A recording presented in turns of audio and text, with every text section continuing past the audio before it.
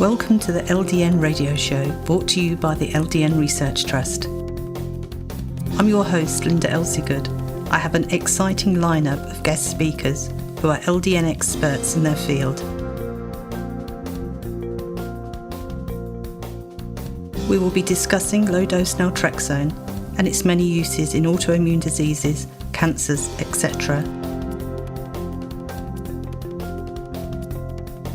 You're invited to join us on air, asking your questions by calling in on the local rate phone numbers in the UK and the US, which can be found on ldnradio.org. Thank you for joining us. Our guest today will be Dr. Brian Udell, who is the Medical Director of the Child Development Center of America in Florida.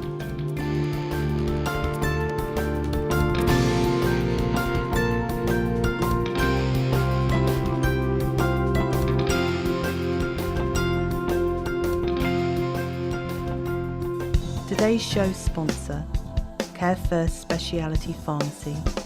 They are leading compounders of LDN and other custom treatments servicing patients in over 18 states coast to coast.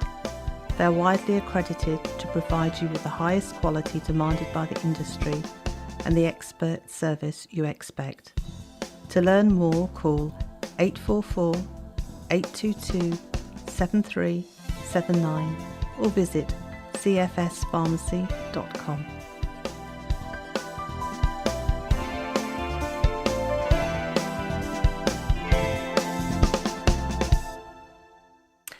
Well, thank you for joining us today, Dr. Brian Udell. Thank you for having me. We're really looking forward to hearing your experience about LDN for autism. First of all, when did you first hear about LDN? Well, actually, I heard about LDN through at the time it was called the Defeat Autism Now protocol. It was called the DAN movement, which started many years ago, actually in the late 1960s. And that was the first time that doctors tried to do anything medical to address the autism that they were seeing. Previous to that, first of all, it was a very rare disease. Right now, in the United States, 1 in 68 children has it, and 2% of boys. So it's 5 times as prevalent in boys than girls. So 2% of the boys in the United States at this time have ASD diagnosis.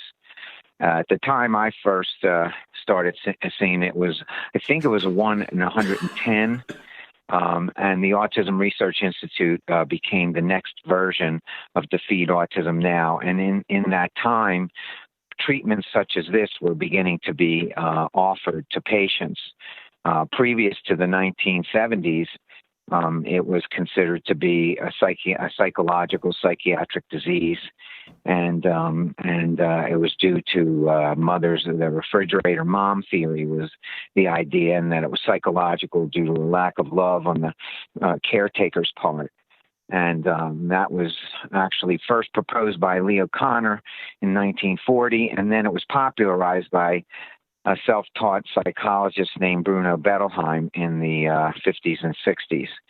And so that really impeded any kind of understanding for years of what was going on in these children.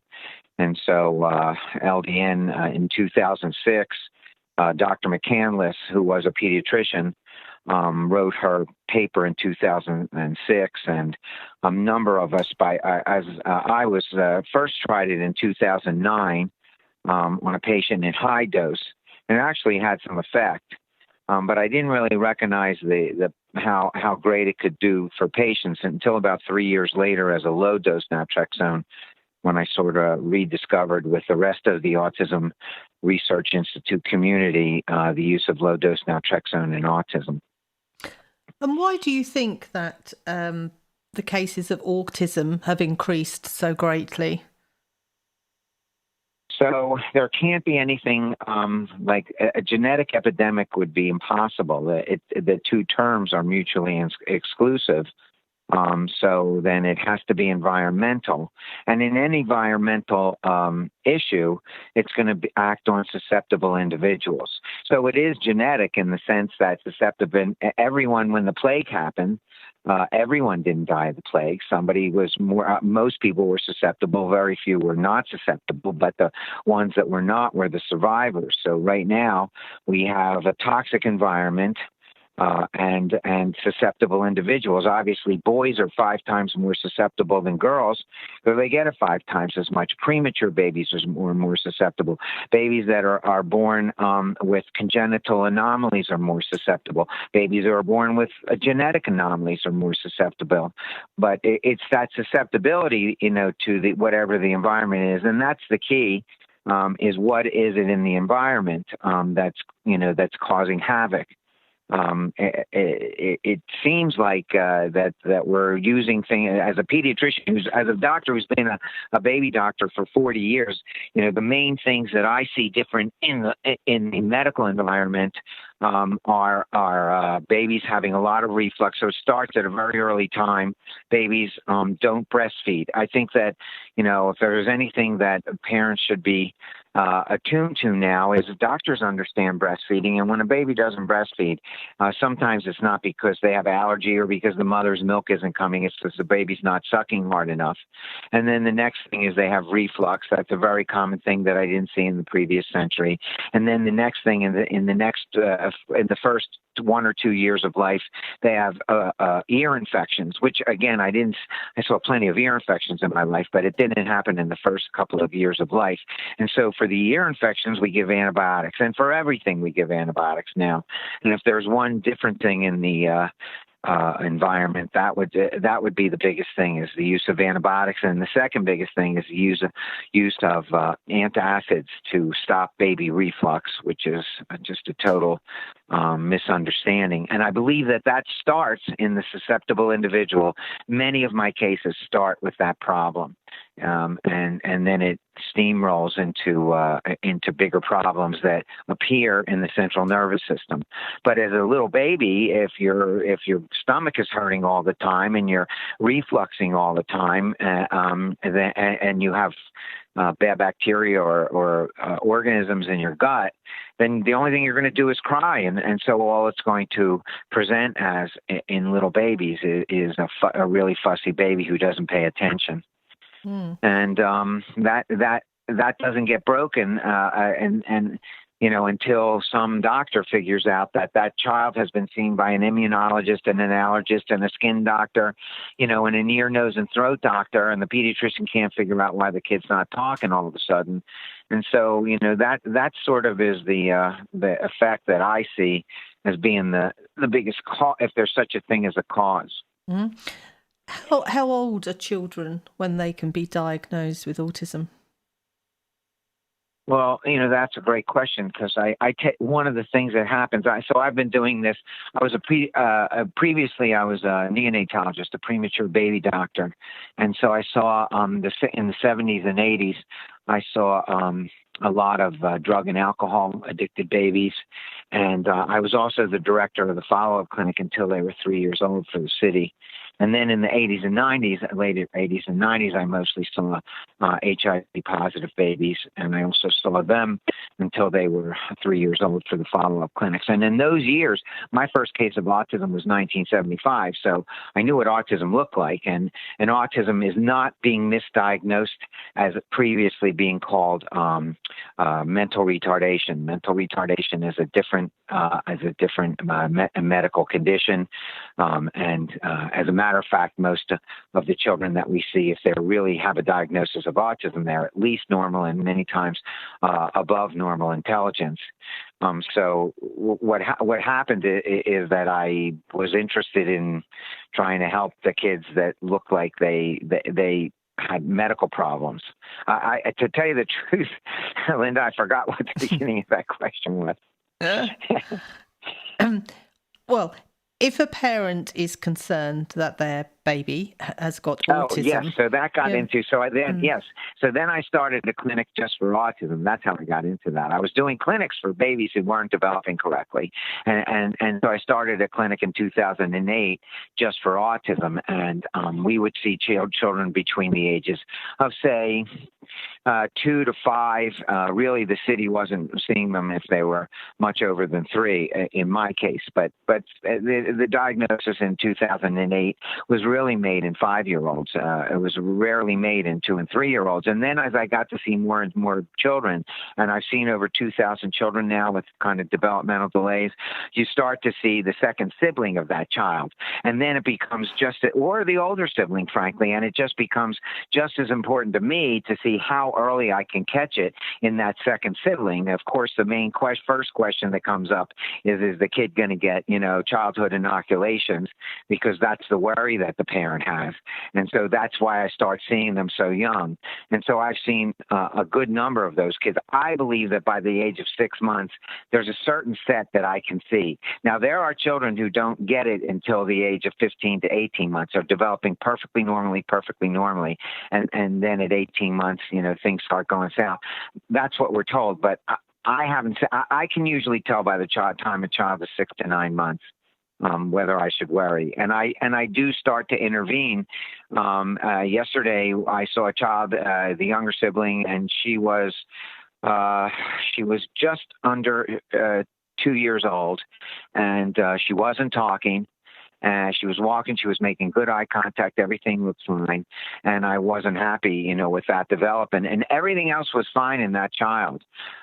So, sometimes it's a little later. But I would like to think that since I was a neonatologist, I was a premature baby doctor, I'd like to think that I can usually tell by the time they're 9 months old. Their tone is already very low. They're not making eye contact. They're not having responsive eye contact. They usually have another medical problem that's been going on, either diarrhea or constipation or some feeding problem. And they're not crawling correctly between 6 and 9 months. A whole book was written a few years ago, about the earliest diagnosis. And the author spent two or three chapters just talking about the crawl being abnormal. So if a doctor wants to be astute about it and really look hard, they might see it that young. Mm. And the $1 million question, you mentioned vaccinations there. I'm really pleased that I don't have to make. Did I say decision. Vaccinations? I didn't say vaccinations. No. You said vaccinations. Sorry, I said vaccinations. Okay, inoculations. I said childhood inoculations. I'm only kidding. Yeah. So it's a touchy subject, a sticky wicket in your parlance. Yes, it is.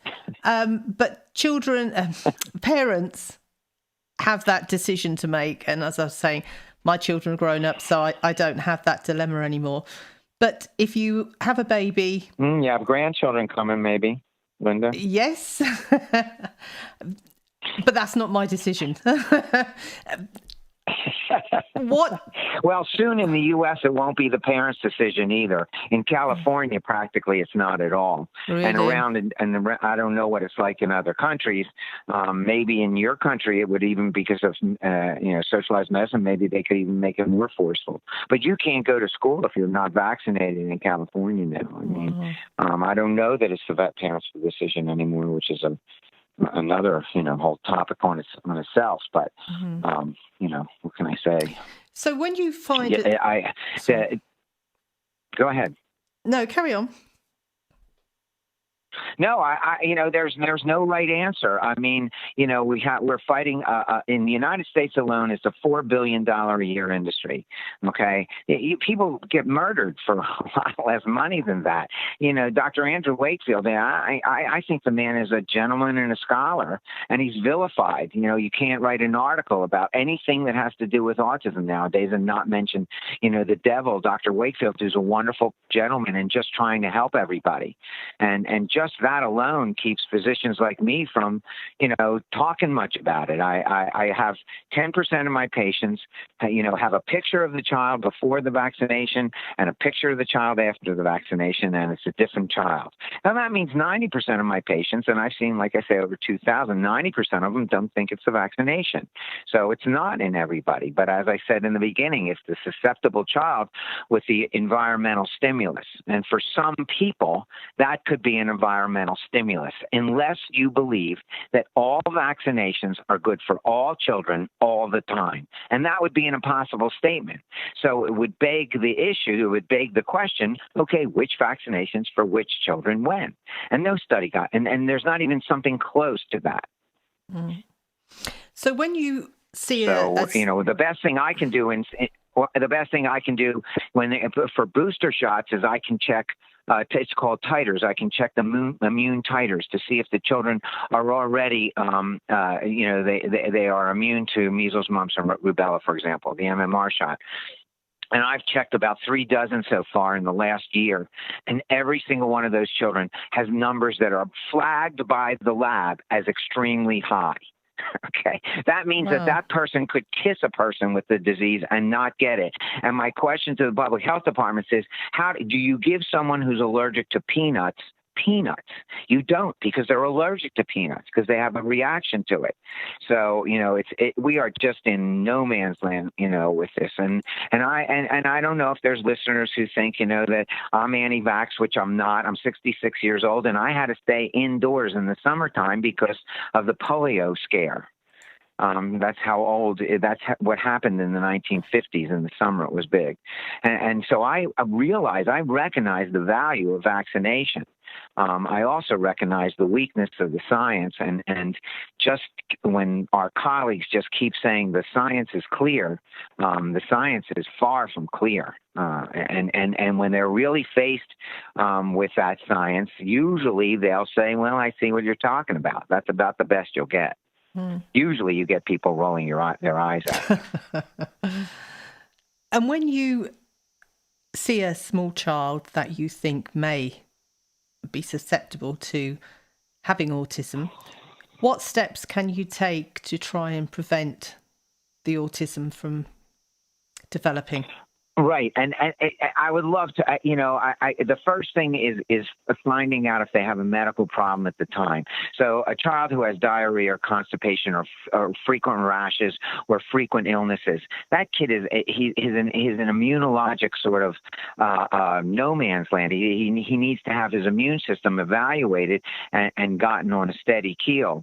The diet is important. And so when you see that, that's a child that you start to worry about it. And if you can move it in the right direction, I see these younger children, younger siblings of already diagnosed autistic patients, and as soon as they show any of these signs, we address their diarrhea, we address their any kind of problems that they have with bowels or something like that, and their nutrition. And if I have a question, I usually get a blood count on the kids. I'll get a couple of labs on that young child. And, this is something in other countries, in the South American countries, when I get patients from there, they do a lot more laboratory testing than the U.S. I don't know if the U.K. does it at all, but we don't know if these children are anemic. We don't know. And here in the United States, a huge amount of vitamin D deficiency. You correct that. The women are walking around and they say, well, my doctor told me I had a low vitamin D. Well, if you have a low vitamin D, your kid has a low vitamin D. You didn't transfer any to the kid, and they don't go outside as often, and then you have low vitamin D levels. So that's optimizing nutrition, optimizing their health makes me feel a lot better. And if I have a question, like I say, some laboratory work will make me say, why don't you wait a few months? Why don't you ask the doctor to just give, 7 at a time instead of 14 at a time, maybe, God forbid. Mm-hmm. So, and in that way, I have children that I believe have escaped it. But the only way you could prove it is if you had an exact same child who you let go the other way. Yes. Okay. Well, we'll just have a quick break, and we'll be back in just a moment.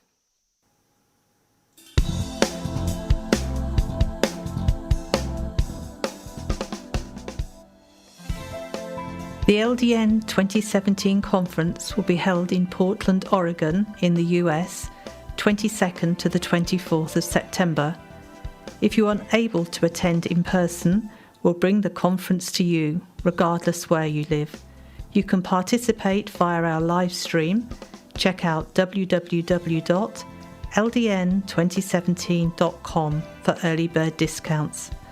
The conference will examine life-changing breakthroughs for treating multiple sclerosis, Crohn's disease, colitis, autism, irritable bowel syndrome, lupus, fibromyalgia, rheumatoid arthritis, chronic pain, mental health issues, restless leg syndrome, and many other conditions using low-dose Naltrexone. For tickets, live stream, and sponsorship opportunities, go to www.ldn2017.com.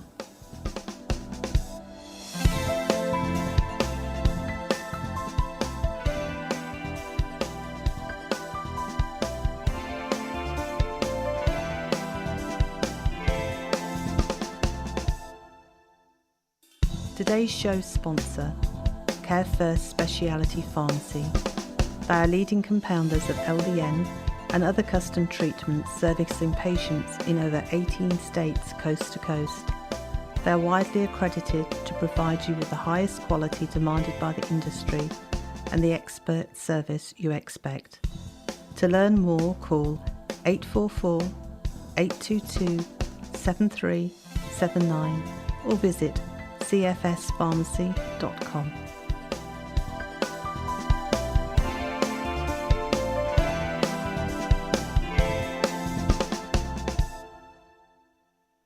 Welcome back. The question that parents are always asking is, what dosage do you give a child? How do you work out what the optimum dose is? One of the interesting things about naltrexone is it's almost the same dose for everybody. It's hard to believe that I get results in a 15-year-old or a 20-year-old, and I almost get the same results in a 3-year-old with 3 milligrams after 9 p.m. You know, at some time I'd like to give it as late as I can in the night. And so the cream is great for me. First of all, the children don't have a choice, and second of all, they're already asleep after 9 p.m. And that's the dose. What I'll start a child if I'm really worried about one of those really young children, say under 18 months, and their immune system looks like it's kind of a mess, and I want to see what kind of improvement we could see with naltrexone. I may only start them with 1.5 or 2 milligrams every night. But the highest I go to right now in a bigger person is 4.5 milligrams as a single dose, or 3 milligrams at night, 3 milligrams in the morning, which I was surprised to get results from that. But, you know, through the years now, going up higher doesn't get the patient anywhere, doesn't get us any better results. And frankly, I don't exactly understand what the mechanism is, why the second dose is helping them. I suspect it's helping them more in a different sort of physiologic mechanism than the rise of endorphins, because the parents will say, you know, if I don't give that morning dose, they don't seem the same. So, you know, that would be something that I'd love to see studied. And I'm sure that, you know, what you're doing, Linda, and the people that you're involved with, you know, would be great if there were some studies on the stuff that we all do, because as we were saying, and that 3 milligram dose, I do take care of people who don't have autism. They have other immunologic conditions, and they find a lot of relief with that 3 milligram dose. Like I say, I higher than 4.5 milligrams at one time has never been helpful. And more than 3 and 3 has not been helpful either. And how long does it normally take before you notice that LDN is working? The quickest I'll see is in the first week.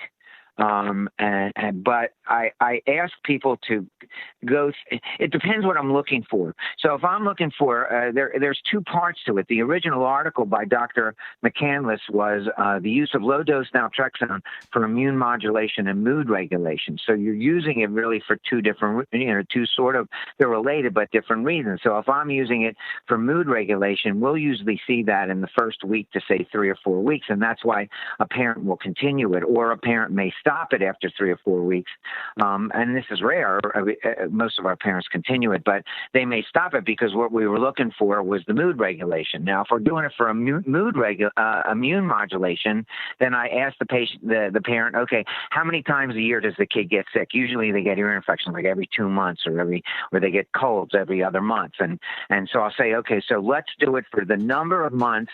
You'll have to do it for 3 months, and then you'll look back and you'll see whether or not in these last 3 months the kid never got sick, which is what I see practically all the time. And those parents, and then the other side of the coin is, well, how long did you continue it for?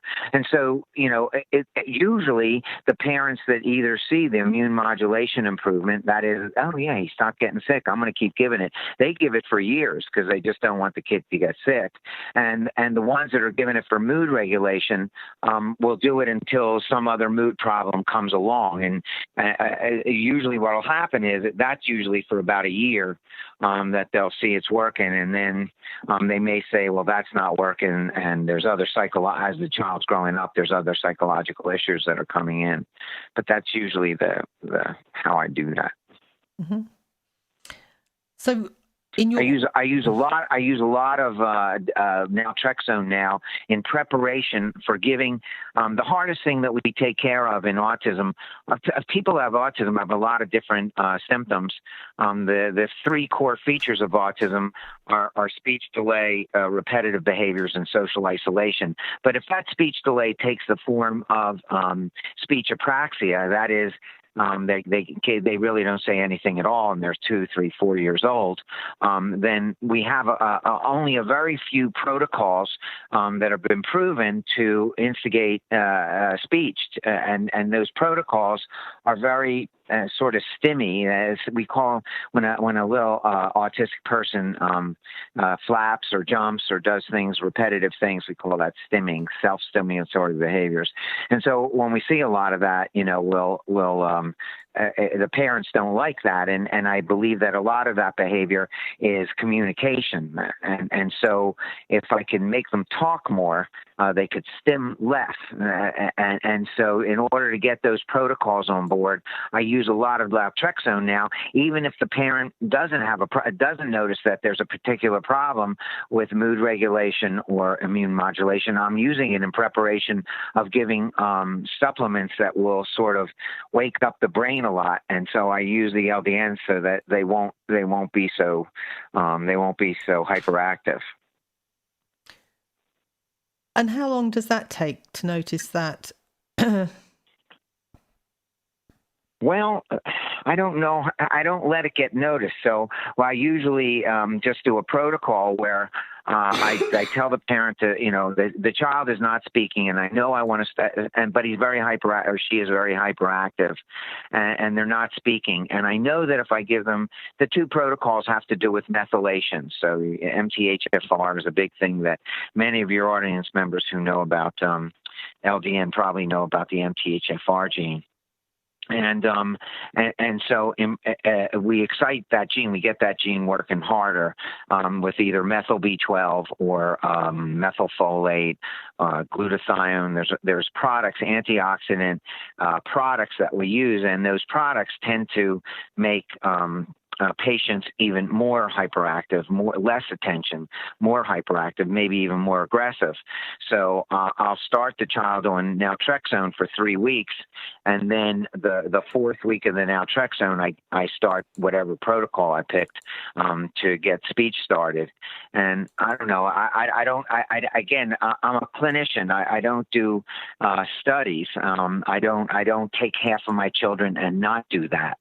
So I've found naltrexone to be so successful doing it that way, and that I'm more successful getting children to speak, because for a child who's not speaking, who's 3.5, 4 years old, regardless of their behavior, the important thing over that next year is going to find some way to get them to start to talk, because if they don't really talk under the age of 7, there's going to be significant ongoing problems, and there aren't protocols that necessarily help that. Are there any foods or drinks that children shouldn't be given if they are having development problems? Well, again, I don't know. You live in a small village, I understand. I don't know how many McDonald's are within 5 minutes of you. But, the worst thing I hear in my practice, is when a parent says, I can't pass that McDonald's without going in. Okay. Mm-hmm. That drives me crazy, because as far as I know, the parent is the one driving, not the kid. And of course you can pass them, so just a healthy diet to start, and especially in the U.S., just start with a healthy diet. Stop eating processed foods. Now, whether or not gluten-free, casein-free, again, it depends on what country you're in. All the gluten in the United States has been exposed to a fair amount of glyphosate. It has been exposed to a fair number of pesticides. And I think the reason that so many people feel so much better when they're gluten-free may not be the gluten, but it may be the pesticides. And likewise in the children who seem to improve when they're taken off the gluten. That's one part of it. And then the other part of it is casein. So a famous diet is a gluten-free, casein-free diet. And the feeling is that the casein can be allergenic, or it can lower the immune response. And I test for that. I mean, it's the 21st century, and there are tests that are available for that. So when parents ask what's the best diet, my answer is, in this century, there is the capability to tell parents exactly what diet your child should be on to not have immune response, to keep down, immunity. So the best diet starts with, of course, a healthy diet with not a lot of steroids and not a lot of antibiotics. And over here, that's called a natural, although I don't know if natural is really natural. And so it starts with that. And then beyond that, if a parent wants to test for food immunity, I think it's a valuable test. The test that's usually done around the world is an immunoglobulin E test. They're testing for scratch test, or something that would cause you to get a rash or the hives, or allergies like a stuffy nose or something. What I'm testing for is IgG antibodies, which are antibodies that just use up, that your body has to get rid of. So it's not that the antibody response to the milk, let's say, is the thing causing the problem. The antibody response is using up energy, and these kids come in with very low tone, very low activity, and the tone that seems to be the lowest is in the midline, and speech is affected. So it starts with a good diet, just a healthy, good diet. And again, I can't stress enough that if I have a breastfed child that is autistic, that didn't mean that the breast milk didn't work. My answer, most of the time when I see a breastfed child who's autistic, I can tell the parent, you prevented a lot of the other signs and symptoms of autism by breastfeeding your child. You didn't, you didn't do any, and not only did it not have anything to do with it, I think it improves the kids. So I see children who breastfeed as long as 3 years, believe it or not, and they may have autism, but it's not as significant as, their siblings' autism who say only breastfed for a month, or because they couldn't breastfeed. The mother is more determined maybe the second time to do that. So it definitely starts with that. And frankly, it starts in utero. I mean, it's not just the food that the mothers eat. They have to take the correct vitamins and not too many vitamins.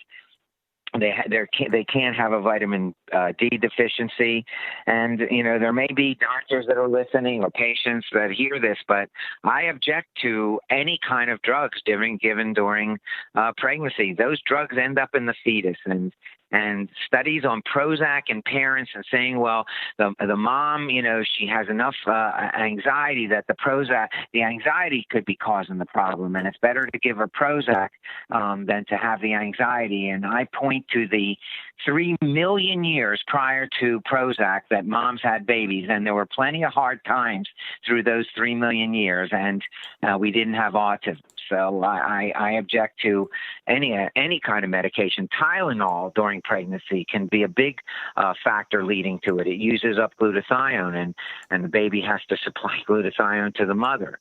When I started doing babies in the 1970s, people were actually telling me that cocaine wasn't going to cause harm to the baby.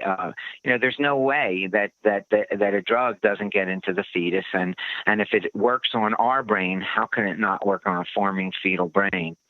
So it really even starts with that. And then it actually starts 2 generations past. There are people who are looking at the flora of grandparents. They're looking at smoking in the grandparents as being related, to second generation problems. So it's a sort of a lifestyle that you want to live that might get us away from this epidemic. What about giving children cow's milk? So at the end of his career and his life, Dr. Frank Oskey, who was one of the premier pediatricians of the 20th century, wrote a book that I think probably got him kicked out of being a pediatrician, but he was looked on very nice. Before that book, he was looked on great, and he wrote many chapters in many pediatric books, and the book that he wrote was Don't Drink Your Milk. And he felt that was causing a lot of allergies and asthma that he hadn't seen in previous centuries, because he had seen the growth of infant formula in his lifetime from the 1940s to up until they had formula in 1920, but it wasn't really until the 40s and 50s that women really got started using the formula all the time, and which is all cow's milk based. And so cow's milk protein carries a lot of potential problems. Of the allergic responses that I see, and I see thousands of them every year. I test thousands of allergic responses, and I would say casein, which is proteins in milk, are casein, whey, and then the sugar is lactose, and then there's water. So I see much more casein intolerance than, say, lactose intolerance. Lactose is the sugar. And I don't think that we're that intolerant, especially babies, to the lactose. So, yeah, it's a big problem. And frankly, the best substitute, if you can't use human milk, probably the next best substitute from where I sit as an old-time neonatologist, having written in 1987 the first program to feed tiny babies, goat's milk. If you absolutely cannot feed your own milk, which you should really try, goat's milk may be number 2 on my next best list. It's not camels, and it's not cow. Obviously, camel and cow have a lot of the same protein look to our body, so that's why I picked goat. Mm-hmm. And what about as children become toddlers and parents sometimes to keep their children quiet, give them what we call sweets here, you'd call candy, giving children sugar? How does that affect children? Anybody listening, everybody should know. I think that the Feingold diet, that Dr. Feingold was a genius. He could never prove necessarily. He did. There were studies that proved it, but not like generally the medical accepted the way that we like to see prospective, randomized, double-blind controlled studies. It would be hard to do. But it's high fructose corn syrup is poison. Anything that has a number in front of it is not food. Red dye number 3 is not food. How can it go in red and come out yellow? Excuse me, just get away from that. So, but pure refined sugar, by itself, pure refined sugar, I know that a lot of people write about this.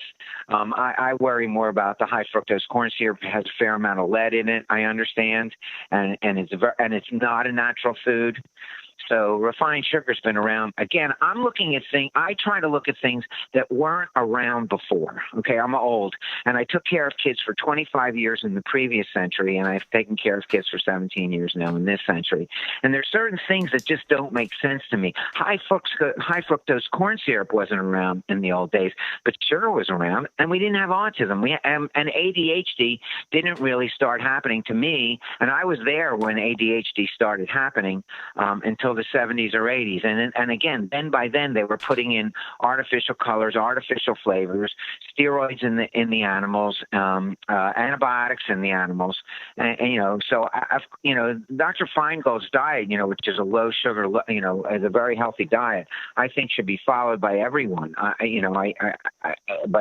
But if you were to do a study about sugar, I would be more interested in doing a Skittles study.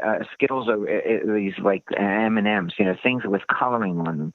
I think they're a lot worse. They're a lot worse for children. But a lot of times I'll have a mother who says he gets crazy every time he gets sugar. It's like, so why would you give him sugar? I mean, to me, that's not even, you don't have to get a study for that. Okay. Do you think I should give him sugar? No, I think you shouldn't. If it hurts when you do that, don't do that. Well, we'll just have one more quick break and we'll be back in just a moment. To listen to individual radio shows and interviews, go to www.mixcloud.com/LDNRT. I'll repeat that. It's www.mixcloud.com/LDNRT.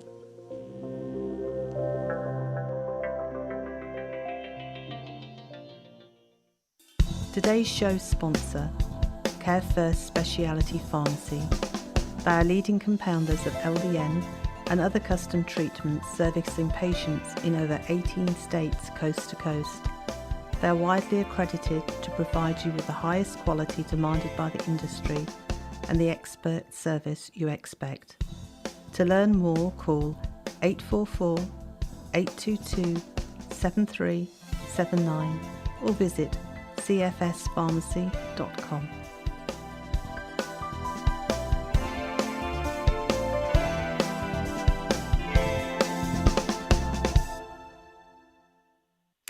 Well, welcome back. And today we have Dr. Brian Udell with us, and it's just been amazing, all the information that you've given us there. Thank you. So Thank you. We've talked about what autism is and the use of LDN, and you also use LDN, as you were saying, for other conditions. How effective have you found LDN to be in autoimmune conditions? The autoimmune conditions that I deal with, other than some that cause what people call autism, are juvenile rheumatoid arthritis, systemic lupus, other kids who just have just general allergies all the time. So they have asthma or some kind of reactive airway disease problem. And I find it to be a great first line. When I give it for autoimmune conditions, either the drug that they're on can be lowered, or they don't have, at least they don't go up on the drug that they're on. I mean, juvenile rheumatoid arthritis is a pretty severe condition, and my child who takes the most amount of I think he uses methotrexate or something like that, a really strong drug, he finds that without the naltrexone, his days are very much harder to deal with. So I think it's an adjunct. I think that it's not the be all and end all, for an autoimmune condition, but it certainly can be a beginning, or it can be an adjunct for kids. Some autisms are autoimmune. I mean, we're now measuring these antibodies in their brain. We're now able to measure, without doing a spinal tap, antibodies, binding and blocking antibodies in their brain that could be causing some autisms, about 5 to 10% of autism. And so even if the autoimmune condition that I'm helping is, say, asthma, a child who has autism and asthma, a lot of children who have autism have other autoimmune conditions. And so just by giving them the naltrexone for whatever I'm getting, either immune modulation or mood regulation, the parent will say that they don't get their attacks as often as they used to, or that if they forget to give it or if they run out, they wish they had it. Again, I'm not specific in it because it's a clinical practice, but it's sort of amazing to me the worry, the concern that some people have about low dose naltrexone.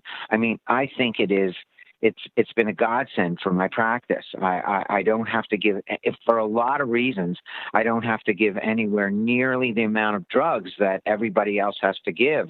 Whether it's, I don't have to give repeated courses of antibiotics because they don't get sick as much, so the LDN help that, or I don't have to give a stimulant medication because the child's focus is better, or I don't have to give anti-anxiety medication because the kid settles down.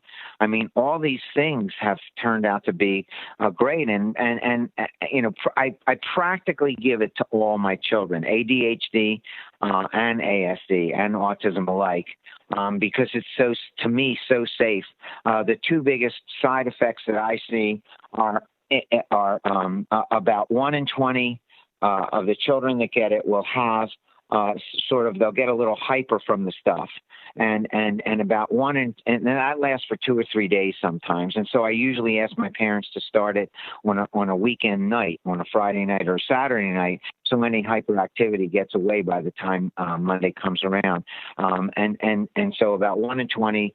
The hyperactivity sort of continues weeks into it, and the parent doesn't want to do it anymore. I'll try lowering the dose from 3 to 2 or 3 to 1.5 milligrams. And so the number of people who don't continue it are only about 10 to 20%. Everybody else just continues to get it, and that's sort of an underlying thing that I'm always giving. And then I don't have the question of, I wish I was giving that too, because what traditional medicine does is we drop a big bomb from the top, Adderall or Ritalin or Abilify, Risperidone. We drop these big bombs from the top, and we see what's happening when the smoke clears to the patient. And what I'm trying to do is add vitamins and supplements to take away foods that might be causing the problem. And so, to me, the safety of the naltrexone is the only thing that it is. I'll stop it if they get too hyper. The only other problem I ever have in it is maybe 1% of kids will get a little rash. We ask them to rub it on their wrists and somewhere thin where it will be absorbed. And so 1% of kids might get a rash, and usually the rash is due to the vehicle that they're mixing it in. And if I'll ask the pharmacist just to change whatever the vehicle is, I don't have a problem. So far, in the I don't know, thousands that I've given. I had one child who turned out that was allergic to the naltrexone because we put it in pill form, and he got hives when we gave him the naltrexone. So it was the naltrexone. So and then again, the hives went away when I stopped the naltrexone. So I just see it as such a wonderful treatment because it has such a high safety index, and it works in so many cases that it's almost a crime that it's not tried more. I can only figure that I'm an allopathic doctor, I'm board certified and everything. I can only figure that they don't try because I don't know. Nobody's making money off it. It's a very inexpensive thing, and maybe that's the reason. I don't know. And you were saying that when diagnosing a child, they usually have stomach upset, diarrhea. Do you find that the LDN helps with that? I don't know. Well, that's a good. I don't know because I'm also I wouldn't address one without the other anyway. Mm-hmm. I don't give it. I guess I don't give it a fair chance. I mean, none of my patients who are on LDN aren't on something for their gut anyway. Because especially in the U.S., they're poisoned. Their guts are totally poisoned, and they have to be on some kind of probiotic. They have to be on some kind of antioxidant in their gut for me to move forward with them at all. And so I really don't know if the LDN by itself. The only way I would ever know is if a patient ran out of, and I recently had one. A patient ran out of the probiotic but continued the LDN, and the kid's gut was okay when she came and saw me. So maybe it held things together. But I don't give it a chance. I like it so much. Mm-hmm. I was only just wondering because it's used in pediatric Crohn's and so on. So I just thought maybe, it would help. Well, yeah, and that's interesting because they don't use probiotics in Crohn's. You'll find a lot of kids in Crohn's who aren't on a probiotic or who haven't had their gut flora checked, and they're not on maybe the correct antibiotic that they should be in their gut. They have C. diff growing in their gut, and they're calling it Crohn's. And so I'm glad that it could work. By itself, it shouldn't be by itself in a Crohn's patient. Yes. That's just my little opinion. Well, we've got you as a speaker in a conference in September, so I know there are many doctors who would like to discuss LDN in children with you. I'm looking forward to it. I really am. You guys have been great to me. But it's sharing that knowledge, isn't it? That is just so amazing. Well, I think the way we met, was you said, I didn't know it was given to adults, and you told me you weren't sure that it was given to little kids for autism. Yeah, sharing knowledge. Exactly. And bringing all the people together, and the Q&A sessions, I think, are so much fun at the conference where all the experts pull all their knowledge together. I think that's a great. And I think the people who attend really get a sense of they get empowered to with a lot of knowledge. Yes. And there was one doctor who we had notepads there last year, and she filled two of those notepads full of information. Whether she's actually read it all or not, she can do your next book. Yeah. Yes. Yes. And you're also going to do, we couldn't give everybody hours to talk, and you've got an hour pre-recorded, which we still have to do when you have time. If you can get your whenever you say. Well, if you can get your PowerPoint together and then tell me, and we'll record the audio. The title is Low Dose Naltrexone and the Autism Spectrum Disorder. Last year, you had 30 minutes live, which was nowhere near long enough. So you've even got less live this time. Or have you got 30 minutes? I can't remember now. But you've got a whole hour of recorded. So that means it will be turned into a video, and it's available for everybody for a year to watch as many times as they like, and they'll be able to download your PowerPoint. As you know, doctors love the PowerPoints to go through and check. It's a quick way of doing it. And the information that you give help and guidance to doctors is amazing. So, thank you very much for everything that you do, and all those children that you treat is amazing. And last year we had, I've forgotten his name now, the little boy who played the piano, Jacob. Oh, yeah, Jacob. Jacob playing the piano. I mean, what an amazing little boy. I mean, he sat down and everybody just sort of stood there. I don't know whether they were expecting him to play chopsticks or something, but it was truly amazing. Oh, he keeps moving along in his career. Yeah, he keeps moving along in his career. It's amazing. Very interesting family. Can you just tell us very briefly of what LDN did for Jacob? Sure. Jacob was about 4 years old when I met him, and he just had a little sister. And his biggest problem He was 3 or 4. He was in that area, and he just had a new little sister, and his biggest problem was I don't know if he didn't like her crying or he was jealous of her. He wasn't talking. He was developing slowly, but the parents started to get scared that he was going to hurt Skylar. He was very aggressive and very abusive, self-injurious, and others. And so when he came to see me, it was because the regular medical community, what I used to do is we give you strong drugs. We give children strong drugs to stop the negative behavior. We don't do anything to find out why they're having the negative behavior. And I thought he was pretty far along. He wasn't really autistic at the time I saw him. As far as he had speech, he just didn't use it. All he ever did was scream and hit. And I don't know why. The mother wanted me to use B12 because everybody reads that B12 helps speech, and I do use a lot of B12 shots in my practice, but that wasn't what I thought. And the other, I wasn't just that I was worried about that. It was also that he was so aggressive that I felt that if I gave him B12 at that time, he may maybe increase the risk that he could hurt somebody. So we started him on the Naltrexone. The mother was not necessarily on board with that, and we started him on the Naltrexone. And within days or something, he told his mother he loved her, and his life turned around. And then within a couple more days, I mean, this is obviously, just one case, but then within days more, she heard the piano playing, and she thought it was her husband, but she thought, boy, he's not that good. And it was her son playing the piano, and it turned out that he's a prodigy. He just was listening all those years and looking, and that's how he got it. I know, and he was sort of an amazing story. Absolutely amazing.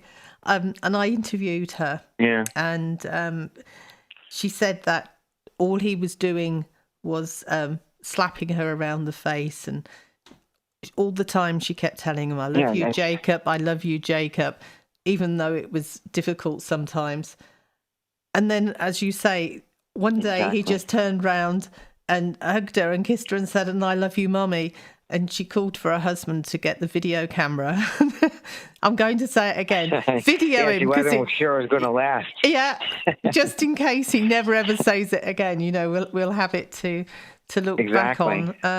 But he was amazing. I mean, to hear him play, it was as though somebody in their 40s that had been playing classical music for years. And I could tell you that is not uncommon in my practice. I have more interesting, talented kids in my practice now than in any practice I've ever had. I've had several different kinds of children, and there's a lot of savants. There's a lot of kids who are very good artists, musicians, speakers. One who's a public speaker. He can't speak when he's by himself with you. He stutters and he doesn't do things. It seems like things aren't right. But when he starts doing public speaking, it's perfect. It's amazing how the brain works.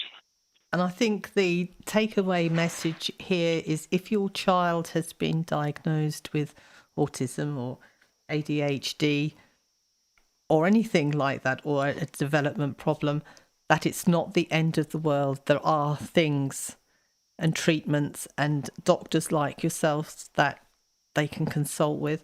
And how do they contact you, Brian? So my organization is the Child Development Center of America, and the blog that I write every week is theautismdoctor.com, and it's free, and you don't have to register. And my purpose is to get the word out there, just like you said. And a lot of my blogs, I just want the parent to take it to the pediatrician and say, what do you think about this? So that's the best way, is the autismdoctor.com. And through the organization that, around the world that we all belong to now is called the Medical Academy of Pediatric Special Needs, medmaps.org. Which is where we train. So we go twice a year, and we spend 3 days, 8 to 10 hours a day, 3 days in a row, learning about the basic science and learning about autism from each other. So Wonderful. That's a good place if you're not seeing me. Well, thank you very much. Our time is up, and it was an honor and a privilege to have you here with us today. The The LDN Research Trust's Facebook group has almost 18,000 members around the world. It is a great place to start your research and connect with others. www.facebook.com/groups/LDNRT. It is a closed group and only members can see your post. Nothing is shown on your page or feeds. Posts can't be shared. We do also have a page where you can share links. It's www.facebook.com/LDNRT. Check out our books, conference pages by searching on Facebook. The LDN Research Trust also has a Twitter account, and you can find us on twitter.com/LDNRTrust.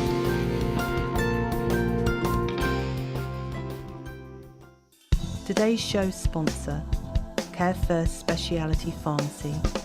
They are leading compounders of LDN and other custom treatments servicing patients in over 18 states coast to coast. They are widely accredited to provide you with the highest quality demanded by the industry and the expert service you expect. To learn more, call 844-822-7379 or visit cfspharmacy.com. Any questions or comments you may have, please email me, Linda, Linda, @ldnrt.org. I look forward to hearing from you. Thank you for joining us today. We really appreciated your company. Until next time, stay safe and keep well.